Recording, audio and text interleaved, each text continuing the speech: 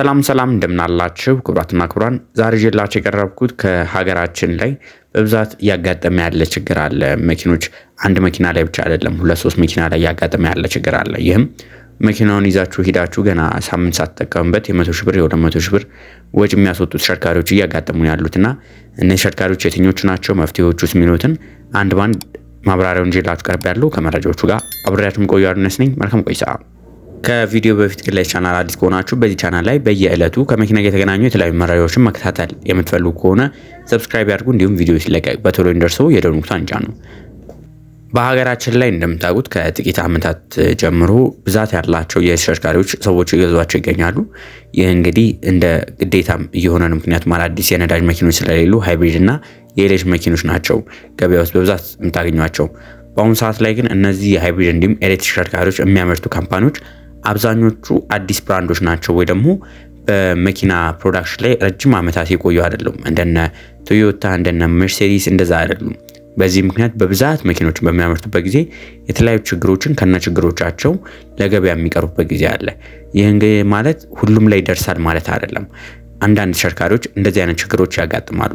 ይህም ችግር እናንተ ለምሳሌ መግዛት የፈለጋችሁት መኪና አዲስ መኪና በአሁኑ ሰዓት ላይ እንግዛ ብትሉ ሚኒመም ከ2 ሚሊዮን ብር ከ3 ሚሊዮን ብር ጀምራችሁ ነው የምትገዙትና ያ የገዛችሁት መኪና እንደዚህ አይነት ፎልት ካለበት ማንንስ ነው የምትጠይቁት የሚለውን ነገር ዛሬ በስፋት አሳያችኋል። እንደምታውቁት ኢትዮጵያ ውስጥ መኪና ማለት አሴት ማለት ነው። መኪናውን ይዘነው ተጠቅመንበት በኋላ ደግሞ ሽጠን አትርፈን እንጠቀምበታለን ብለን የምናስበው ነው። ምክንያቱም በሀገራችን ላይ ወደ 2 ሚሊዮን ገደማ መኪና አለ ይባላል። የሀገራችን ህዝብ ደግሞ ከ120 ሚሊዮን ህዝብ በላይ ነው ያለው። ስለዚህ የሰፕላይ እና ዲማንድ እጥረት ስላለ በኋላ ላይ አሴት ይሆናል የሚል ሀሳብ አለን። ነገር ግን የገዛነው መኪና አሴት መሆኑን ትቶ ይልቁኑ ኪሳችንን የሚቦጥቡጥ ሊሆን ይችላል። ይህም የሚያደርገው አንደኛ ምክንያት የምንገዛቸው የመኪና ብራንዶች፣ አንዳንድ ብራንዶች ገና በቅርብ ጊዜ ወደ ገበያ የገቡ ተሽከርካሪዎች አሉ። አንዳንዶቹ ደግሞ በቅርብ መግባታቸው ብቻ አይደለም በኢንተርናሽናል ደረጃ ላይ የማይሸጡ ተሽከርካሪዎች ገበያችን ላይ ይገኛሉ። ለቻይና ማርኬት ተብለው የተሸጡ ተሽከርካሪዎች አሉ። እንዲሁም ደግሞ ሀገራችን ላይ ቢመጡ ለኛ አየር ንብረት የማይሆኑ ተሽከርካሪዎች አሉ። ይህንን ለመመልከት እስቲ ወደ አንዳንድ ጋራጆች ጎራ ብላችሁ ተመልከቱ። የ2022-23 መኪና እዛ ቆሞ የምታገኟቸው አሉ። ይህ የሚሆነበት ምክንያት መኪኖቹ ለኛ ሀገር የማይሆኑ አሉ። አንዳንዶቹ ደግሞ ለኛ ሀገርም የሚሆኑ ሆነው አጠቃቀም ችግር ምክንያት ሳምንት ሳንጠቀማቸው ከገበያም ከመንገድ ላይ የምናስወጣቸው ተሽከርካሪዎች አሉ። ሌላውና ወሳኝ የሆነው ደግሞ እንዲሁም ሀገራችን ላይ በብዛት እያስቸገረ ያለው እኛም ሰሞኑን እያስቸገረን ያለው ነገር ምንድነው? መኪናው ከተገዛ በኋላ ንጹህ ነው ተብሎ መኪናው ከተገዛ በኋላ ሳምንት ሳያገለግል ቼክ ኢንጂን የሚያመርቱ ተሽከርካሪዎች አሉ። የፍሬን ዘይታቸው ሳይሞሉ የሚመጡ ተሽከርካሪዎች አሉ። ይህ ባደጉት ሀገራት ላይ ራሳቸውን የቻለ ዲለርሺፕ ስላላቸው አብዛኞቹ መኪኖችም ከዲለርሺፕ የሚገዙ ስለሆነ ያንን ኃላፊነት የሚወስድላችሁ ሰው አለ። ነገር ግን እኛ ሀገር ላይ እንደዚህ አይነት የሚወስድላችሁ ሰው የለም። በዋነኝነት በዚህ እኛን ካጋጠሙን ተሽከርካሪዎች መካከል የመጀመሪያው BYD ዮዋንአፕ ነበረ።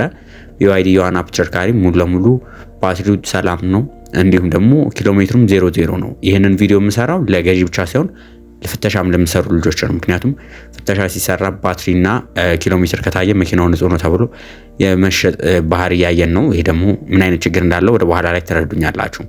መኪናው ሙሉ ለሙሉ ሲፈተሽ ሁሉ ነገር ሰላም ነው። ነገር ግን የፍሬን የመያዝ አቅሙ በምናይበት ጊዜ የተሽከርካሪ ወደ 75% ወርዷል። በቃ የፍሬን የመያዝ አቅሙ መኪናው አይዝም ወደምንለው እየሄደ ነው። መኪናው BYD ዮዋንአፕ ነው። ለገዛው የነበረችው ከስተመር ልጆች ያላት ነች። የልጆች እናት እሷ ነበር ለገዛው የነበረው። በዚህን ጊዜ መኪናው ኦልሞስት ቀብድ ተከፍሎበታል። የተሽከርካሪ እንዴት እናድርግ የሚለው ነገር ላይ ሲመጣ ከስተመር ትንሽ ፓኒክ ታደርጋለች። ባለቤቶቹም እንደሚያደርጉ ያውቁትም። እዛ ላይ ግን እኛ ብሬክ ፍሉድ እንደጎደሉ በብሬክ ፍሉድ ብቻ ስለሆነ ብሬክ ፍሉዱን ሞልተን እንዲጠቀሙት አድርገናል። ብሬክ ፍሉዱ ለምን ጎደለ ለሚለው ነገር መኪናው በሚመረትበት ጊዜ በዛ ተመርቶ ወደ ገበያ በሚቀርብበት ጊዜ እንደዚህ አይነት ፎልት ያጋጥማል። ይህንን ቼክ አድርጎ የመረከብ የመኪናው ባለቤት ኃላፊነት ነበረ። መኪናውን የሚሸጠው ባለቤት ኃላፊነት ነበረ። ያን አላረጉም። ነገር ግን መኪናው ባይፈተሽ ኖሮ የተሽከርካሪን ይዛ ወጣ አደጋ ቢደርስ ተጠያቂ እንግዲህ ማን እንደሚሆን መመልከት ትችላላችሁ። ሌላኛው እንደዚህ አይነት ችግር ያጋጠመን ተሽከርካሪ ደግሞ BYD ሴጉል ነው። BYD ሴጉል ተሽከርካሪ የ400 ኪሎ ሜትር ነው። 2025 ነው። መኪናው አልተፈተሸም። መኪናውን ገዝተው ለመውሰድ ሲሞክሩ ቻርጅ የለውም። ቻርጅ ለማድረግ ቻርጂንግ ፖርቱ ቻርጅ ለማድረግ በሚሞከርበት ጊዜ መኪናው ቻርጅ እንደማይቀበል ይነገራቸዋል። ይህንንም ጊዜ ሻጭ ገዢ አንዴ ከፍሏል፣ ሻጭ አይመለከተኝም ይላል። መኪናው አልተፈተሸም። መኪናው ተጭኖ ወደ ጋራጅ እንዲሄድ ነው የተደረገው። በዚህ ምክንያት የጥገናው ወጪ ኦልሞስት ከ85,000 እስከ 100,000 ብር አካባቢ የሚያስወጣ ነው ተብለው ነበር። ይህንንም ማንከቨር ያድርገው የሚለው በኋላ ላይ ጭቅጭቅ ያመጣ ነገር ነው። ይህ እንግዲህ በፍተሻ ሊስተካከል የሚችል በፍተሻ ጊዜ ሊታወቅ የሚቻል ነገር፣ ክፍያ ከመክፈላቸው በፊት የተሽከርካሪ ችግሩን አውቀው ራሳቸው የሚወስኑትን ውሳኔ ይወስኑ ነበር። ነገር ግን ባለመፈተሹ አንዱ ያጋጠመው ይህ ችግር ነው። ሌላኛው ያጋጠመን ተሽከርካሪ ደግሞ BYD ታንግ ኤል ኤሌክትሪክ የምንለው ነው። መኪናው እኛ ጋር አይደለም፣ የኛ ጋር አብረው የሚሰሩ ሌሎች ጋራጆች ጋር ያጋጠመ ነው። እናንተ በሰሙት ትጠቀሙበታላችሁ ብዬ ስላሰብኩኝ ነው። መኪናው አዲስ ተሽከርካሪ ነው፣ 00 ነው። መኪናውን ገዝተው ኦልሞስት 1000 ኪሎ ሜትር አካባቢ እንደነዱት የኤሌክትሪክ ሞተሩ ላይ ድምጽ ያመጣል። በኋላ ላይ በሚታይበት ጊዜ ካምፓኒ ይህን መኪና በሚያወጣበት ጊዜ አምርቶ በሚያወጣበት ጊዜ ዘይት ሳይሞላበት ነው።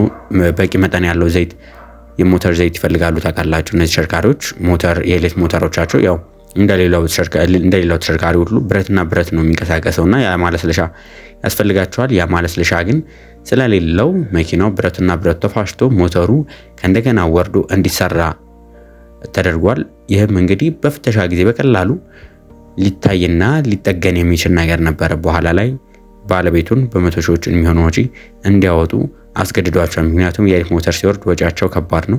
የትኛውም የኤሌክትሪክ መኪና ከትንንሾቹ ከነቻንጋ ኒሳር ጀምሮ እስከ 60 ሚሊዮን ብር የሚያወጡት እንደነ BYD ያንጓንግ ምንላቸው ተሽከርካሪዎች ራሱ ጥገናቸው በጣም ውድ የሚባል ነው። ከትንሹም እስከ ትልቁም ጥገናቸው ውድ ነው። ታዲያ ይህ አይነቱን ችግር እንዴተኛ ልንቀርፈው እንችላለን? መኪና ስንገዛ ይህን ነገር የተሳቀቅን ነው መግዛት ያለብን ወይ ካላችሁ መሳቀቅ የለባችሁም። አንድ ነገር መኪናውን በምታስፈትሹበት ጊዜ ኃላፊነት የሚወስድ አካል ላይ ነው ማስፈተሽ ያለባችሁ። ማንኛውም ነገር አንድ መኪና እናስፈትሻችሁ ያንን ቢጫ ወረቀት የሚሰጣችኋል። ያ ቢጫ ወረቀት ይዛችሁ መኪናው በኋላ ላይ በዘይት ችግር ምክንያት ቢቆም ቢበላሽ ያንን ወጪ ሙሉ ለሙሉ እንዲከፍል በህግ መጠየቅ የምትችሉበት ኃላፊነት የሚወስድ ፈታሽ ጋር ነው በትክክለኛ ፈታሽ ማስፈተሽ ያለባችሁ። የመጣው ችግር በእናንተ ቴክኒካል ኤረር አይሆን እንጂ መኪናው ባጋጠመው ቴክኒካል ኤረር ከሆነ በራሱ ችግር ከሆነ እናንተ ምንም አይነት ሀሳብ ሊኖራችሁ አይገባም፣ ልትጨነቁ አይገባም። እናንተ የምትወዱትን መኪና መርጣችሁት ዋጋ ተስማምታችሁ ስትደውሉልን ያላችሁበት ቦታ መተን በምንፈትሽበት ጊዜ ፍተሻውን አይተን እዛ ላይ ማህተም ተመቶ ነው የሚካሄደው። ያንን ማህተም ያ ተሽከርካሪ ሙሉ ለሙሉ ጤነኛ ነው፣ ከመኪናው አምራች ካምፓኒ ሲወጣም ዲፎልት የለውም የሚሉትን እያንዳንዱ ነገር ታይተው ነው። ስለዚህ እናንተም ከእንደነዚህ አይነት በመቶ ሺዎች በ200 ሺዎች አንዳንዶቹ በግማሽ ሚሊዮን ብር የሚያስወጡ ጥገናዎች አሉ የሚያጋጥሙና እንደዚህ አይነት ጥገና ችግር እንዳያጋጥሟችሁ በተቻለ መጠን ጥንቃቄ ማድረግ እንደዚህ። ይሄን ደግሞ እናንተ ሀሳብ እንዳይሆናችሁ ከፈለጋችሁ እኛ ባላችሁበት ቦታ መተን እንፈትሻለን። ከፍተሻ በኋላ ያለውን ሙሉ ኃላፊነት እኛ ስለምንወስድ እናንተ ያለ ሀሳብ መጠቀም ትችላላችሁ። ይህንንም አገልግሎት ለማግኘት ከስር በምታገኙ ስልክ ቁጥር ይደውሉልን። ከመኪና ጋር የተገናኙ የተለያዩ መረጃዎች ለመከታተል ሰብስክራይብ እንዲሁም የደውል ምልክቱን አንጫኑ። በቀጣይ ሌሎች ከመኪና ጋር በተገናኙ መረጃዎች እስከምንገናኝ ድረስ መልካም ሁሉ ተመኘው።